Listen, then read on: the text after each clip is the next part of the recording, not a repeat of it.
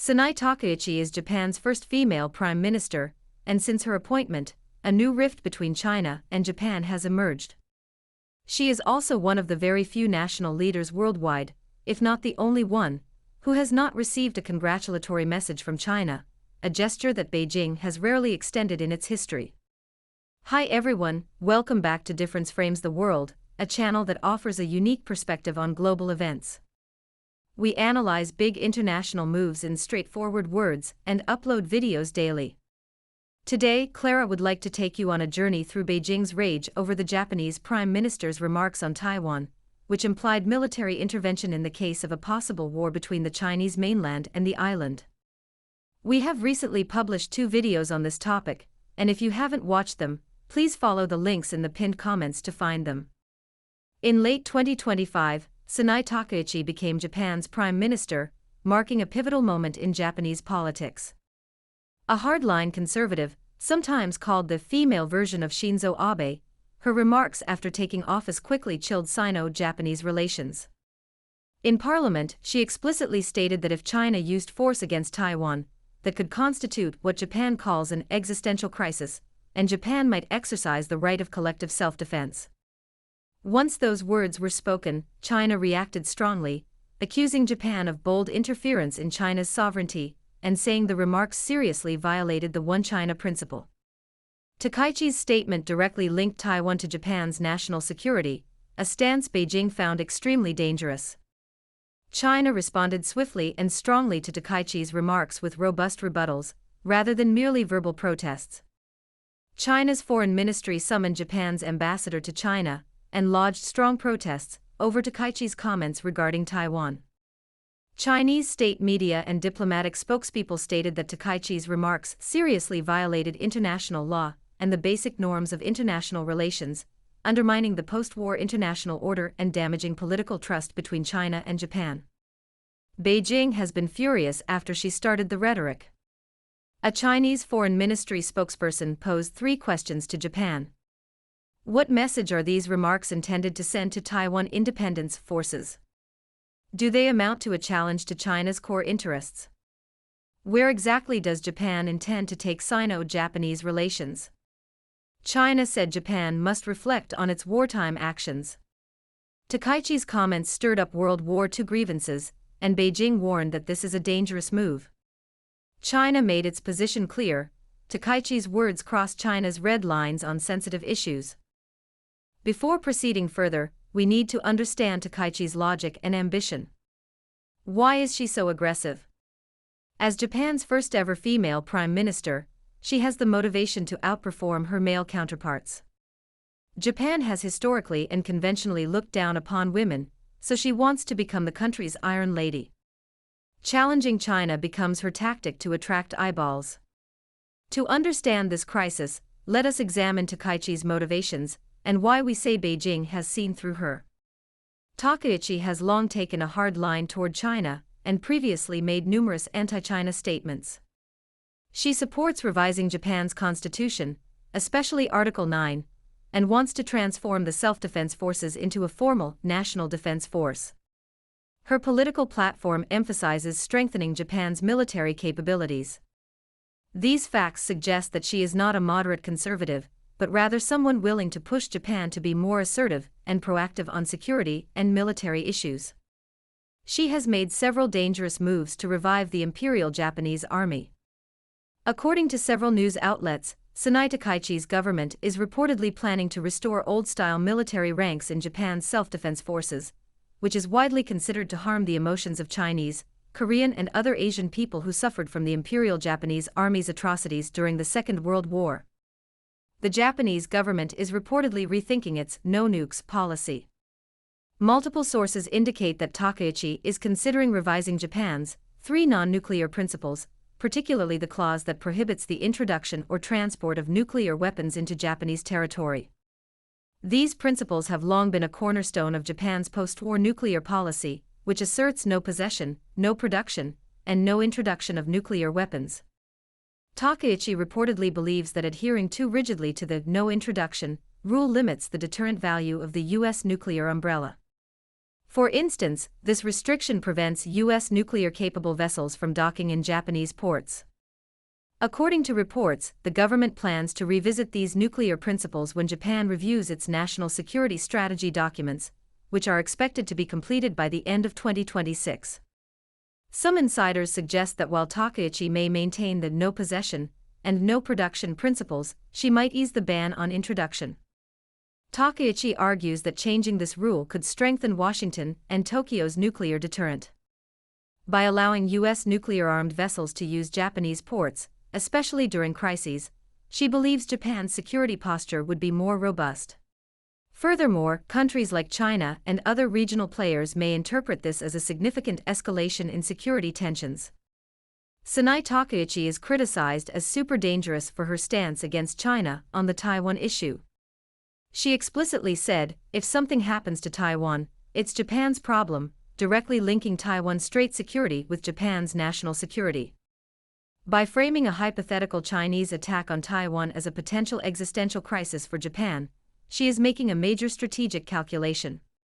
For Beijing, this wording is more than rhetoric, it signals a potential political and military intervention in Taiwan affairs. Some observers argue that Takaichi is using a tough stance against Beijing to consolidate her standing within the party's conservative faction. Her government may aim to shore up domestic support by strengthening defense and increasing military spending. For an ambitious politician, being tough externally to gain internal traction is a familiar playbook. However, historical burdens and contemporary ruptures in Sino-Japanese relations have made the relationship between Beijing and Tokyo the most difficult one on earth, comparable to or worse than that between Russia and Ukraine. Beijing's response to Takaichi's remarks on defending Taiwan militarily is more than just words. Deep-seated grievances and sensitivities intensify the fallout. Japan's wartime aggression left deep wounds in China. Beijing often raises these issues and expects remorse.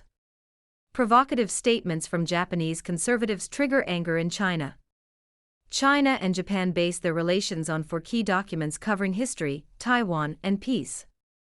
Beijing says Takaichi's statements break with these principles. Despite fluctuations, economic and diplomatic ties have persisted, but her aggressive approach threatens this fragile trust. The Taiwan issue is the most sensitive part of Sino-Japanese relations. When Japan links Taiwan incidents to its survival, China sees it as direct interference. Japan's move to boost military power and collective defense worries China about a deeper shift in Japan's stance. Given the current trajectory, if the situation is not managed, this dispute could morph into a deeper strategic confrontation. Beijing has persuaded Chinese tourists to stay away from Japan, and the number of flights between China and Japan has dramatically dropped recently. There might be a diplomatic escalation and impaired economic and people-to-people ties due to Takaichi's remarks. If friction persists, both countries may impose new barriers to trade, travel, and exchange. China has reportedly advised citizens not to travel to Japan, signaling a diplomatic warning. Continued distrust will put economic cooperation at risk. Takaichi's so-called existential crisis is not just talk. If Japan deems a situation in Taiwan a threat to its survival, the self-defense forces may take action. China finds this unacceptable. If tensions grow, clashes could occur. If Japan repeatedly provokes Beijing on the Taiwan issue, the effects will extend beyond bilateral ties and reshape East Asian security. The United States and other regional actors will closely monitor this dynamic, and the international community may grow concerned about Japan's more robust military tilt, while also watching how China responds. China, Japan, and the world must respond to this situation with caution and reflection. China firmly upholds the One China principle, maintaining high diplomatic pressure, while also seeking to keep communication channels open. As we said in previous videos, the US stands behind Japan, and it has been constantly trying to contain China, possibly using Japan as the next Ukraine in Asia to curb China's rise. Beijing needs to be tougher and smarter at the same time. Washington's amateur politicians behave like school bullies, while Beijing's professional leaders should embody the wisdom of Tai Chi to navigate challenges. Japan merely serves as a pawn, with the real backdrop being a competition between China and the collective West.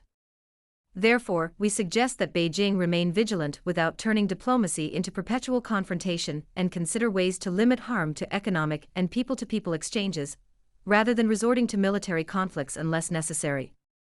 Japan should handle sensitive language, such as existential crises or survival threats, with extreme care. Such rhetoric can easily intensify confrontation. The United States is not always its friend, and it has a history of abandoning its allies. The whole island state could become a battlefield because of a stupid woman, and if needed, it should find a moderate leader to replace this lunatic. Among dozens of millions of Japanese ladies, she may not be the ugliest, but she is the most dangerous, who could drag the country into a disaster. Taiwan is China's core issue, a red line that Beijing allows no one to cross. Countries that want to involve themselves in the Taiwan issues should weigh their words and actions to prevent destabilizing the regional balance. Sanae Takaichi made Taiwan a focal point of a tough diplomatic opening, a highly dangerous signal for Sino-Japanese relations. Beijing's strong pushback not only reflects its defense of core interests, but also demonstrates China's intention to posture in this latest round of diplomatic rivalry. This crisis reminds us that international politics is not a simple matter of picking sides. Words matter, but what ultimately shapes the future are actions, strategy, and trust. The path China and Japan take will affect not only bilateral ties, but also the security architecture of East Asia and beyond. China and Japan can still repair their relationship if both act calmly and seek dialogue. But more provocations could make this crisis only the beginning, not the end. China and Japan have a history of hostility that spans nearly 1,000 years, and they can resolve their problems once and for all, as some populists on China's social media have claimed. However, Japan should carefully consider its position. Unless it can relocate its islands from the West Pacific to the eastern side of the Pacific Ocean, China is close and the US is remote. When Japan does have an existential crisis, no one can guarantee the US troops will not escape as they hastily left Afghanistan and Vietnam. Whether you are an enemy or a friend of the United States, you are at risk. However, being a friend of China can offer significant benefits. As an old Chinese saying goes, a good neighbor is always better than a distant relative.